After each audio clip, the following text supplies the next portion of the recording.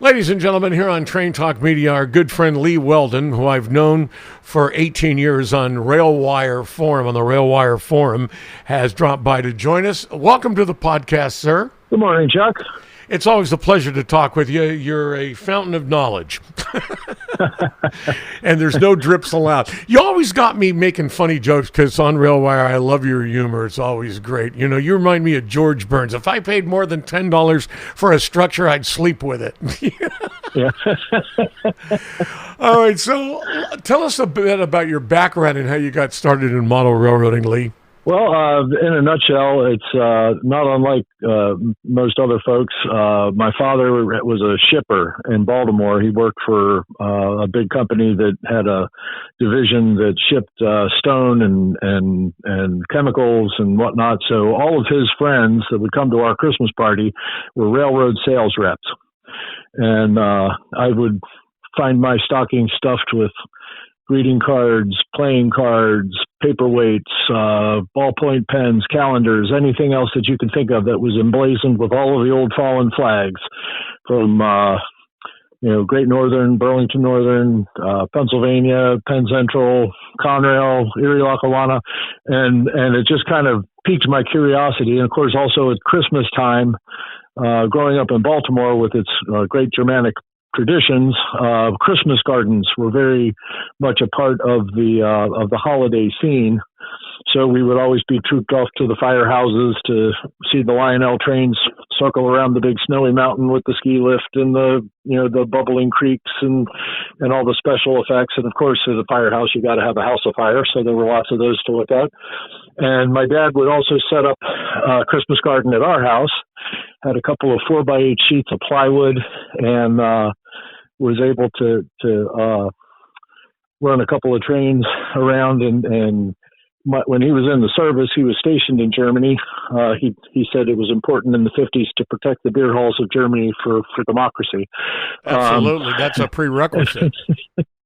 And so that resulted in a lot of the old Faller kits with the German style architecture that comprised the bulk of our village. Of course, back then that was mostly what was available. When you would go down to MB Klein in Baltimore, some of you younger folks might know it as Model Train Stuff as just an online site, but I knew it when it was they were still a hardware store and selling paint and cutting keys. And you'd go in there at Christmas time and it would just be cheek by jowl and the aisles stacked to the ceiling. And of course, that in the 70s, there was that pall of cigarette smoke that you just couldn't avoid. But that was where I cut my teeth. Many a rainy Saturday, especially September, October, I would tug on my father's sleeve and say, "Dad, can we go to Klein's?" And I would be very pleased when he would say, "Let's go." And we'd pile in the Volkswagen and off we went. But that's kind of my larval stage. Later in my teens, I joined the Baltimore Society of Model Engineers, which used to be on Saratoga Street in Baltimore. Met some very cool people that did some very great work. My friend Gary Smith was just he was the internet before there was the internet. When I needed to know what number to put on my locomotive, I could call Gary and he could tell me.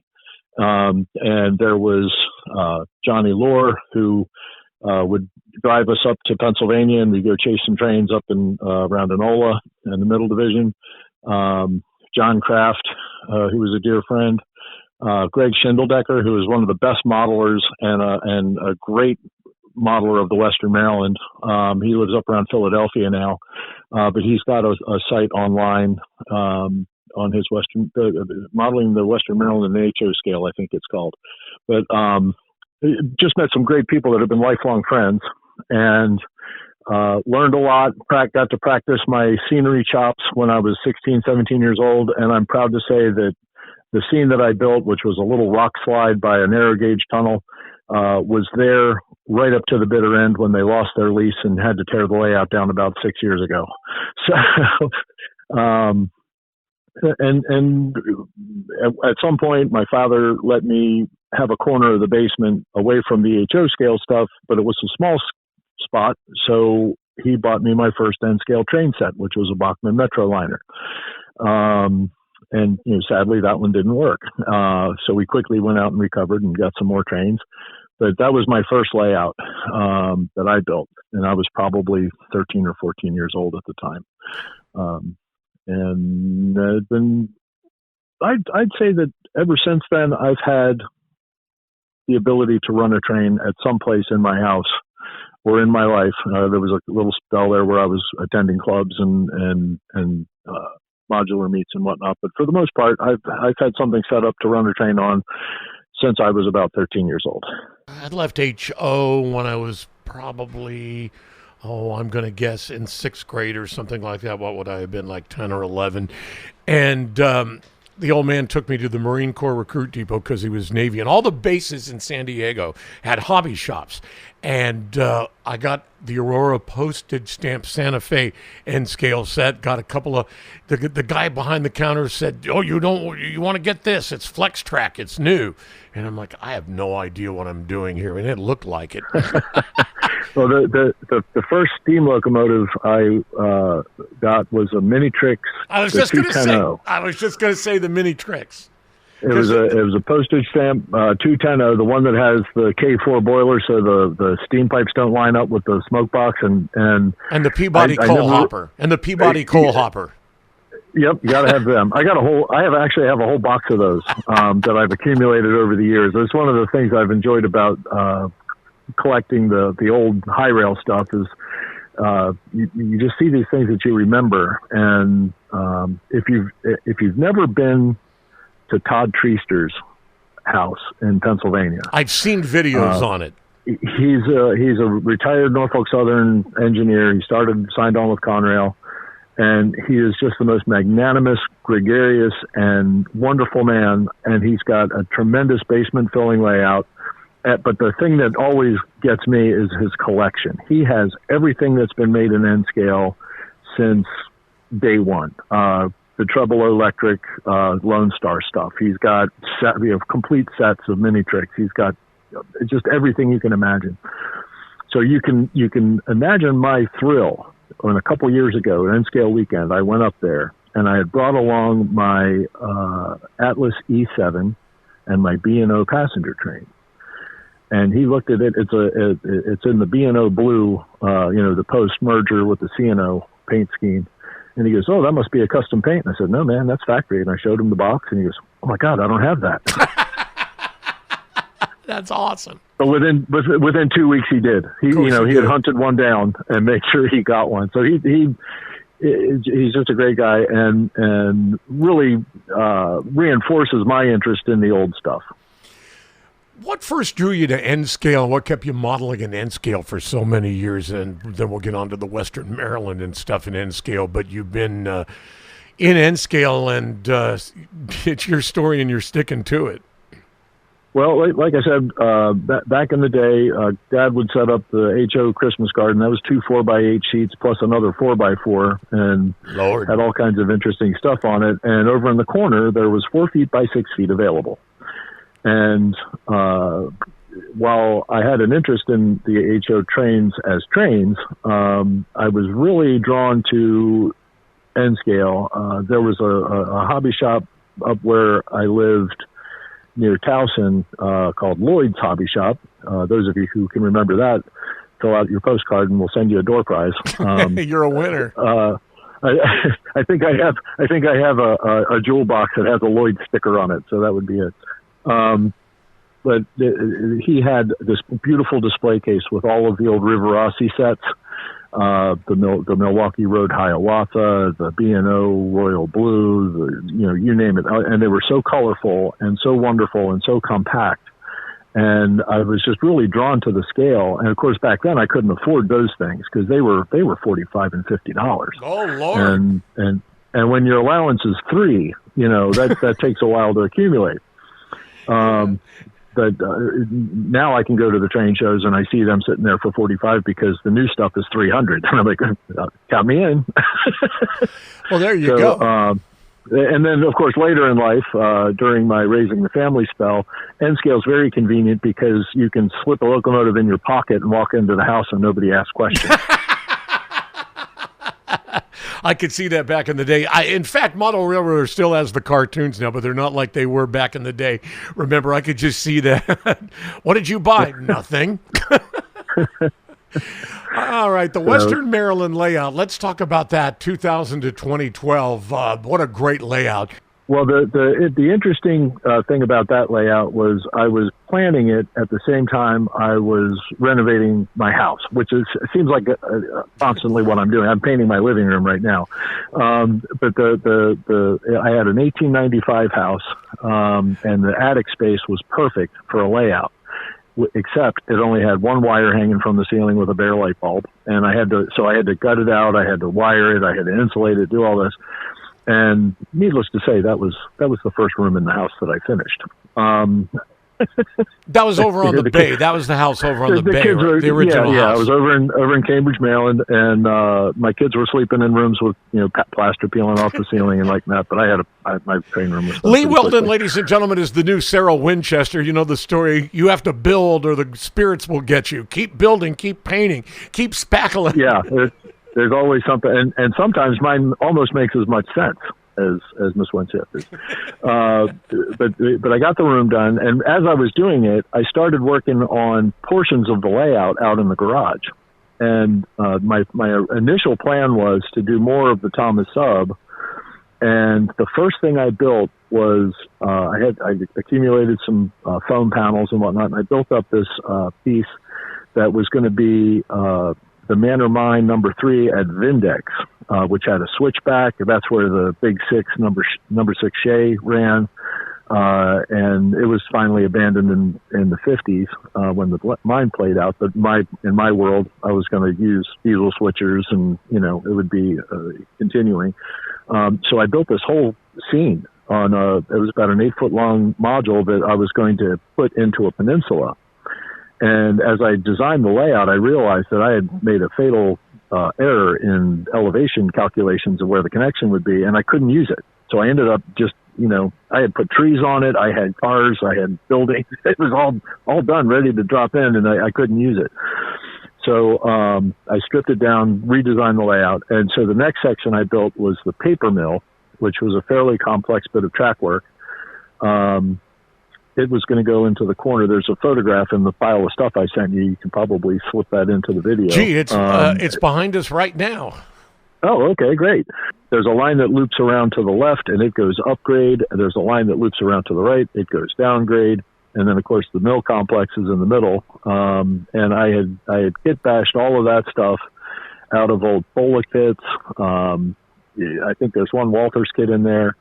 But that actually, going back to Ed, he's going to have to get an Academy Award for this. He was working at Klein's at the time. And Ed's on next week. Ed Kapuscinski's going to be on next week. Okay, yeah. So he let me know that they had a whole bunch of those old Pola kits on clearance for like $5 a kit. So I went down and loaded up on them, and that's what I built that complex out of. You'll see there's also the big warehouse on the other side of the track. That was all DPM modular wall system.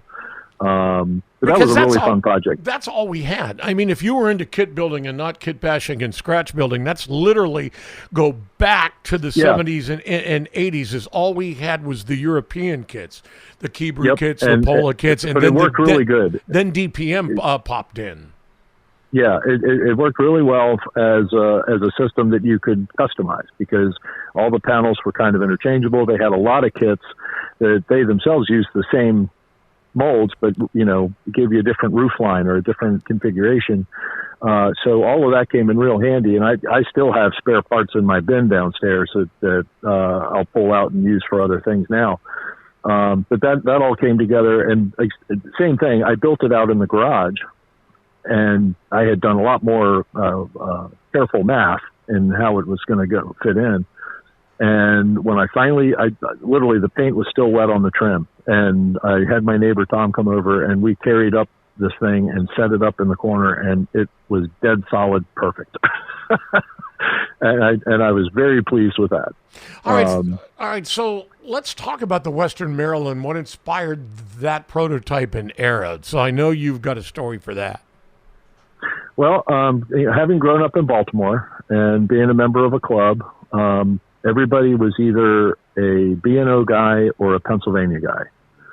And, you could extrapolate that to our current world with, you're either red or you're blue, right? Well, that was the case. And in some cases, the animosity was even greater, between the two.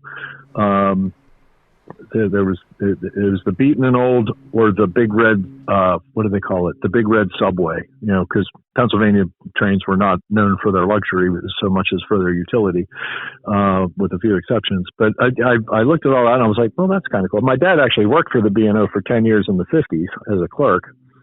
So I had a mild attraction to it.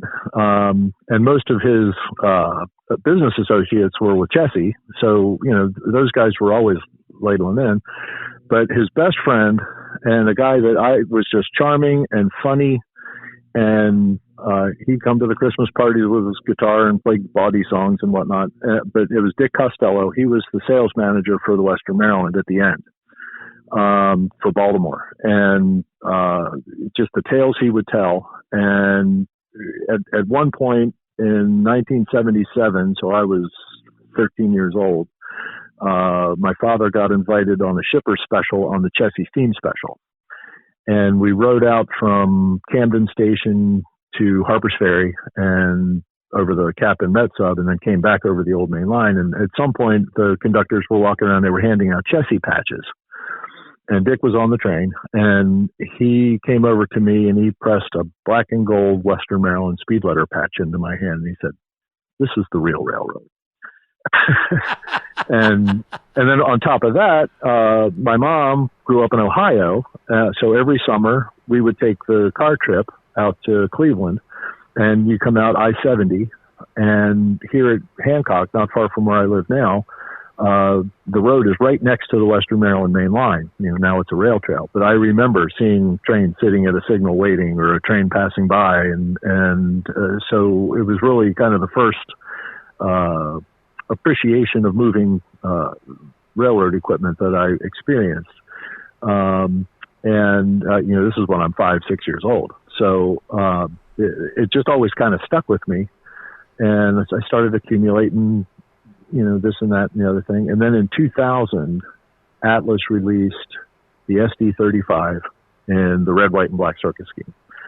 And I happened to have a couple of nickels rolling around in my pocket, and I ordered 2 of them. And then I got another one. And then I got, soon I had all 5. Another one. And it just kind of went on from there. And that's when my focus, my modeling focus shifted, from early Conrail, which I always thought was fun, with the salad of paint schemes that you would see when we would go to Enola. And I think Dave has touched on this in his website and his discussions of the Juniata division. One of the problems with modeling the Pennsylvania is it's just so damn big. And sure, you could build a branch line or you could do something else, but when you're looking at stone arches and 4-track mains, and that's just what you want to do. And I had actually designed a layout to try to accomplish that, and I couldn't get anything to fit and look right. Yeah, because I think I could have pulled off something, but it wouldn't have been what I really wanted to do. Because I'd also gotten interested in local switching and this and that. And with the Pennsylvania, either you're doing 2 staging yards and running hundreds of trains across the 4-track main line, or you're doing some, sleepy branch line on the Eastern Shore, bumping the cars into an agricultural facility. And you can't really represent both in a reasonably sized room. There's certainly guys that have done it, and they were up to the challenge. I couldn't get all that together. Well, it's like, so what was appealing about the Western Maryland was that it's more or less a single track main line. CTC was very early on the Western Maryland. And so you could get your head around it. The geography of it, it covers, 3 states, and you could get your head around the geography of it. The traffic patterns, bridge traffic, coal traffic, a fair amount of local switching throughout. So it made sense. It kind of checked all of those boxes as far as what I wanted to model. And when I designed the layout in the attic in Cambridge, that's kind of where all of that came into focus. I guess this is just my overview of the layout. It's wonderful. It's beautiful. And you were able to be cost efficient when you built it too, because if you look at your auto racks, a purist would go, well, and especially what we had back then, 15, 20, Yeah. 30 years ago, we didn't have,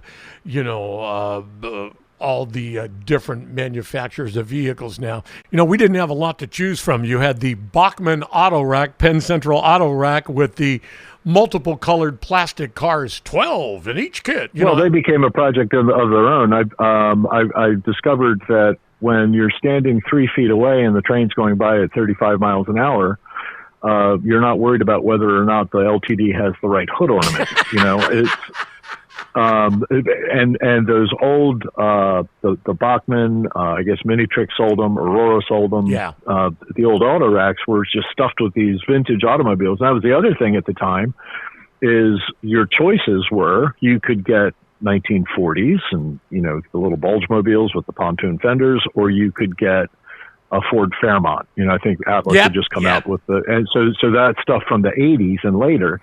And so there was this hole for, 70s vintage automobiles.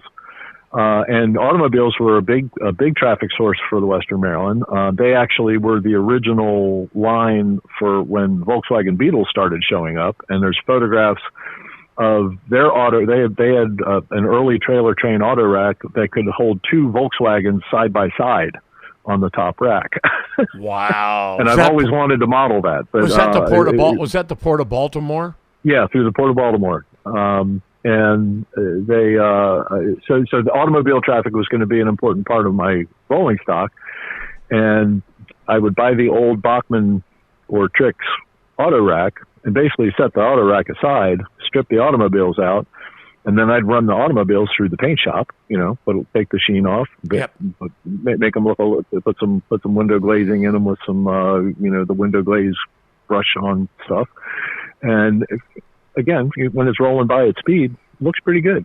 The photograph, I could have done a better job on the lines on the wood paneling on the side of the station wagon. But other than that, they really did fill up the car nicely. And, I've since sold off a bunch of those cars, but I still have a bunch. I have a bunch of everything. You got a bunch of everything. For 30 years. I know that if I need something, I always hit you up and go, "Hey, do you have?" And it arrives in the mail. Okay, so we kind of touched on this about the challenges and milestones during the years that you were building the layout boat. If you could rebuild it today, not your project now, and you said, okay, my Western Maryland layout, what would I do different now with today's products and prices? Well, I guess the first thing would be I would look to put it in a space that was a bit more generously proportioned. My attic space was about 14 by 16. And you had a door coming in on one side and a window in the middle of the wall and a closet that you had to work around. So it ended up being fairly compressed, which is fine. And it's fine, and it's a necessary evil in the hobby. Yeah, it is. But one of the things that I labored against was the amount of hidden trackage I needed for staging. It just got to the point where maintaining it and, fixing problems when they happened was just not something I wanted to keep doing. So by spreading it out and having, like Adam Henry's layout that he's building of the Hanover sub, which is, from Hagerstown to Emery Grove over towards Baltimore. He's done a beautiful job with that because he's got an enormous space to put it in. Thanks to me, I designed his addition, but I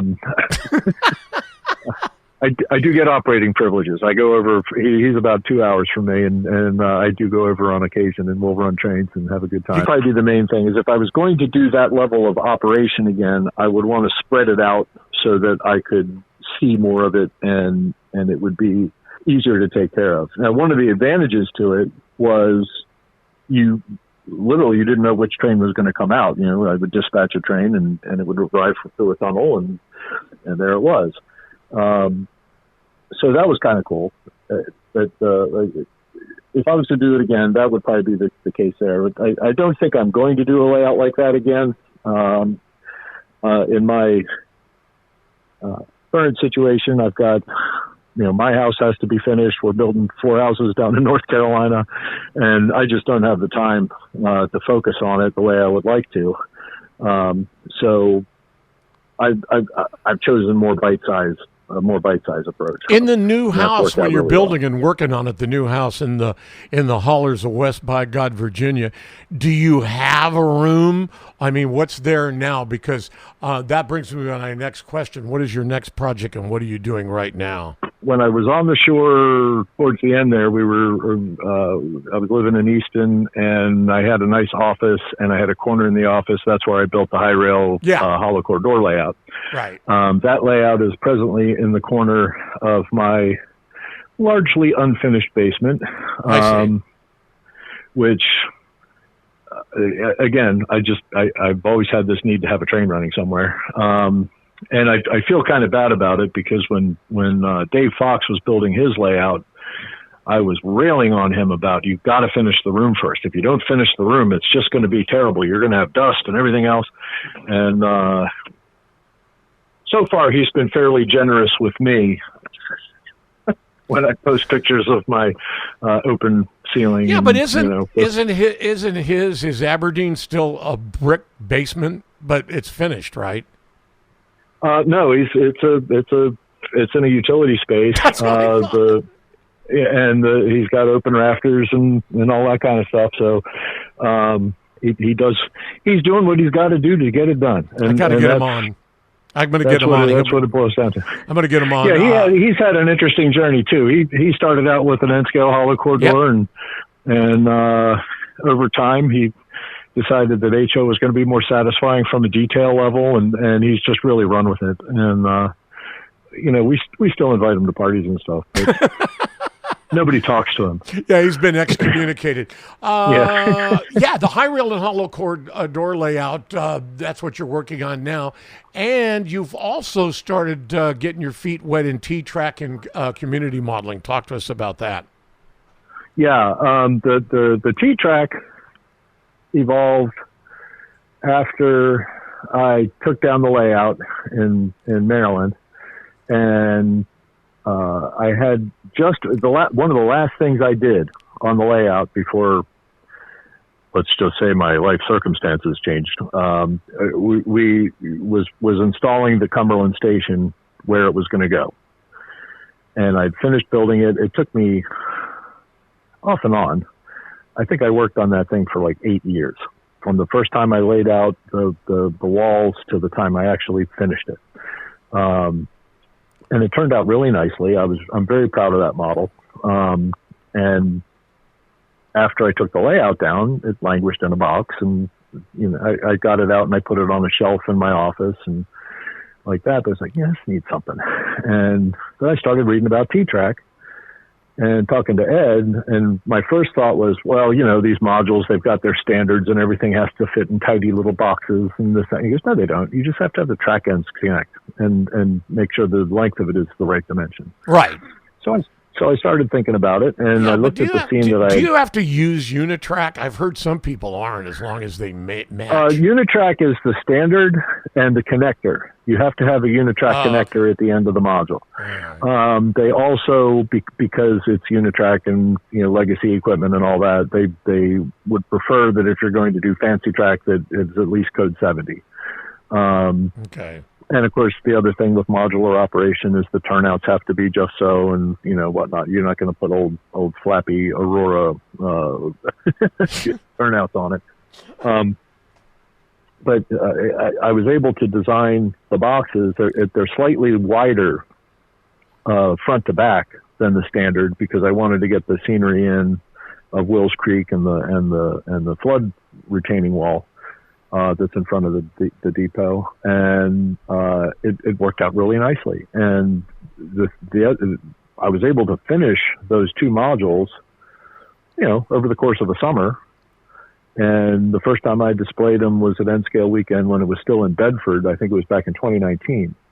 And they were well received, and I've done all kinds of fancy stuff with it, with lighting and this and that. I got to fix the switch. I can't get the lighting to work at the moment, but it's a beautiful display.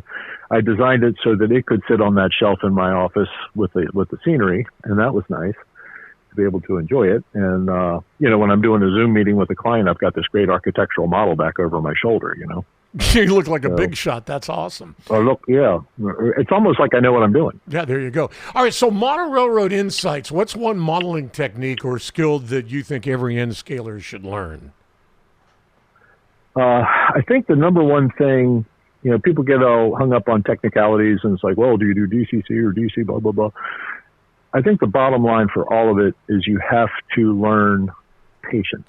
Oh, Lord, yes. You have to know that you're going to be putting effort in to get a result that you want. And one of the things that I see, and this is the opinions expressed are those of the commentator, not of the broadcast. But I think too many people.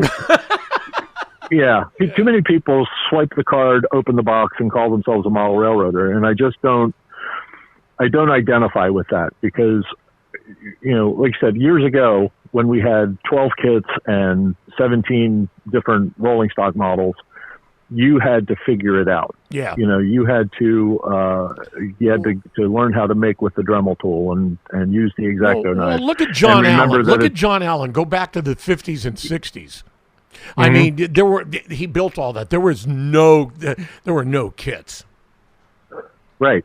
And I always admired that, and I always liked like one of the things that I learned watching Greg Schindeldecker at the club was that you take those kits and you smash them and bash them and you paint them and you do something different with them and you put a couple other kits together with it and you make this cool industrial complex, and nobody can even see what the original basis of it was.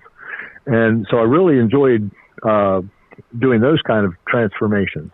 But the bit about patience is just so critical because, we both watch the YouTube videos and you see the people that are giving tutorials and stuff, and it's like, do this, bing, bang, boom, and you're done. It's like, well, yeah. But I guess it's the accumulated experience that has taught me that. I have a friend who does portraits. She paints oil paintings and whatnot. And somebody asked her, well, how long does it take you to do it? Thinking they're going to quantify the fee by the hour, right? And she explained to him, it took me 40 years to be able to do this. Oh, see, that's a good answer. And I think too many people are the shake the box, plug and play stuff is dulling our senses. And instead of the challenge being, okay, I've got these 3 things here in front of me and I want to make a 4th thing that has nothing to do with any of them, but that's all I have to work with. And so your mind has to create, and you have to use your imagination. And another thing that I think about as I'm driving around, which I do a lot of, and you're driving down the highway in the evening and you see the minivan and there's TV screens on the back of the headrests. Yep. And one of the reasons that I got into model railroading is because I was bored. I was a kid. I was, reading the magazines and all, and it's like, you know what? I need to get off my duff and do something. And that's what got me started in messing around with bridge abutments and, what does that supposed to look like and this kind of thing. And I think when we spend all of our time staring at a screen, we're watching, but we're not doing. And you don't learn until you put your hands on it. And I think taking the time and actually experimenting and having a workplace where you can sit down and make a mess is so important. And I can tell you right now, I'm standing on my screen porch that I framed up and built myself. I would not have been able to do this if I hadn't figured out how to do L-girder bench work when I was 13. I think, if I got something up here, I need something down there holding it up. And that's been the foundation of my whole architectural career. All right, looking ahead, We always ask this at the end of our Train Talk Media podcast. What's one piece of advice, Lee Weldon, you'd give to modelers who are just starting out or returning to the hobby? We've kind of touched on it. We used to call them armchair modelers. Now they're YouTube modelers. Just get out and get your feet wet and try this, is what most people are saying. Well, I guess since most of the hobby is online, and I have to say, as much as I poo-poo the technologies and whatnot, it has been an absolute joy to find a community like the Railwire, like what you're working on here, where you can have the conversations and you can have some constructive criticism, and you can get direction. And when you ask a question, you know you're going to get a good answer. There's a ton of model railroad pages on Facebook, and I pretty much just look at the pictures and move on, because the answers that get posted are just, it's like, really? Did you think that through? You know?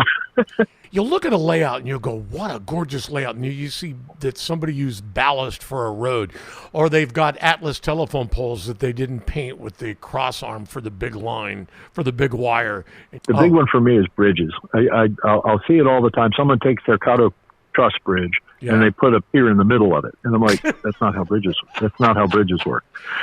Or they'll have some crazy curved bridge, and they're trying to make it out of something that is not suitable for I mean, certainly curved bridges exist, and there's tons of pictures. So while you're sitting there asking a stupid question and posting a badly done picture, why not Google curved railroad bridge? And you'll get 1,000 images. Yeah, so it's like a blessing and a curse. You can get really bad information, but if you know what you're asking, or understand, a little bit of the physical world, how things, go together and work, you can find it, and you can find good reference material. And, the rule one, it's my railroad, I'll do what I want. It's great. The First Amendment lets me think about it when I care to. Right. Well, that's why we that's why we love and we've gravitated towards Railwire. I know for the 18 years I've been a member, I've taken a public stoning, and it's great because I go back and say you were right. And you have to. You have don't to have learn those until you know what you're doing wrong. Yeah, you don't learn until you know what you're doing wrong. You have to have those kind of huevos to be able to accept that, Yep. There has only been like a couple of times in the 18 years where I was pissed off at something somebody said to me, and I got over it really fast too. After PMing a bunch of members going, he's a son of a... Yeah. I mean, it's one of the things I found in that particular community is the wheat from the chaff gets separated pretty quickly. And the wheat is not necessarily... the world's finest modelers or the biggest experts. It's the ones who can look at something, offer a suggestion, maybe offer a photograph of a similar situation, and there's a depth of conversation there more than just, well, you did it wrong, and it's also done generally with a bit of humor and with certainly, in most cases, respectful of what the attempt is, but the overarching theme of the Railwire, thanks to Mike Skibby, is better modeling through peer pressure. Do you ever think that the Railwire will become, a more progressive digital media event versus just being kind of a bulletin board? Honestly, I hope not. Because you're able to, it's the way it's divided up into the number of different forums, I think is very helpful because it allows you to focus your question in a focused area that people are knowing, that that's what you're looking for. And it's got a real diverse, there's a whole section for prototype pictures and information. And there, it's everything from, hey, look, I took a steam excursion, and here's a picture of the train I was on, to talking about, the UP Norfolk Southern merger. And there's guys in the industry that are in the forum that are knowledgeable and well-informed and are good communicators. So you understand not only what it is you're looking at, but why it's happening. When there's a whole section on electronics, which I get to avoid completely. I don't have to spend any time reading. You're like me. Yeah, the black wire's on the left, the red wire's on the right, and you throw a toggle switch. That's me. It's a really good foundational kind of forum. It is old school, but you can post pictures, you can repost your YouTubes, there's nothing that you can't do there that you can't do on Facebook, but there'll be somebody asks a good question on Facebook and it'll take me 2 days just to find it again.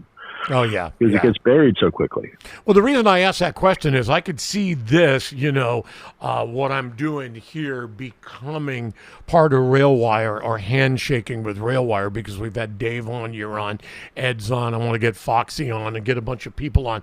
So what we can start having is, you'd be surprised the amount of vendors that think they're really mainstream that nobody knows who they are. I've got a friend of mine, Tom Garza, who runs scalesigns.com in Lansing, Michigan, and it's phenomenal what he's doing, but nobody knows he exists. People don't know about Martin Wahlberg scenery items.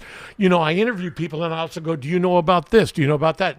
I pimp RailWire all the time and people, I don't know what that is and stuff. So, that part of it is making it more super marketable, but keeping its upper crust. Exactly. And a good example, there's a guy that posts a lot on Facebook. His handle on Facebook is Zeke McGee, and he lives in Ohio, I believe. I don't believe that's his actual name, but he's done a beautiful layout of the Norfolk Southern, the Christiansburg grade and Bluefield to Roanoke kind of coal, this and that. And it's stunning. No, okay. But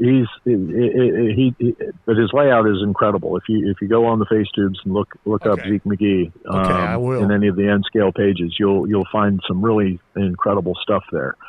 And I've crossed paths with him a couple times, but never actually made my acquaintance. I'm at N scale weekend. He's at N scale weekend. He probably walked by my booth when I was getting lunch. But I would love to meet him because he's the caliber of modeling that I think anyone would aspire to.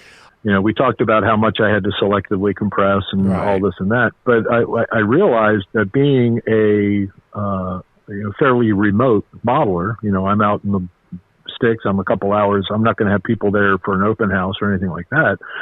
They're going out there and they think they'll be hung. Yeah, well, I'm thinking he disappeared going out to Lee's place. Yeah, but for 30 years I've been a member of the Western Maryland Historical Society, and every year they produce a calendar, and it's beautiful. It's full color pictures of everything. I saw the guy I'm watching Al Polisi's video at Timonium, and your guy is there manning the booth. Yeah, exactly. But those calendar pictures and the books that I've had over the years and this and that, there's images that just burn themselves into your mind, and you're like, I've got to capture that. I need to capture that. So the little section on my layout that I call Castleman Crossing, which is the little bridge across the river, and there's a tunnel, and it's very model railroady. Ed, sorry, but it is set up so that if you shoot it from this angle, it looks like it could be Black Fork Grade in West Virginia. Or if you shoot it from this angle, it looks like it could be Confluence on the Youghiogheny. Or if you shoot it from another angle, maybe you're coming out through Owings Mills, and I wanted to set it up in such a way that I have vignettes, and scenically isolated from each other, but the train logically passes through all of these scenes. And what I was lacking was what you and your previous couple of interviews have talked about, is that negative space. Yes. Everything was kind of tightly orchestrated around the operation. I did have, when I rebuilt the peninsula, I put in a real nice long run. Long, it was maybe 5 feet of exposed track, but it goes around the bend, and there's a bridge overhead, and when you're modeling for the camera, you are taking a completely different tack than if you're trying to reproduce something inch for inch.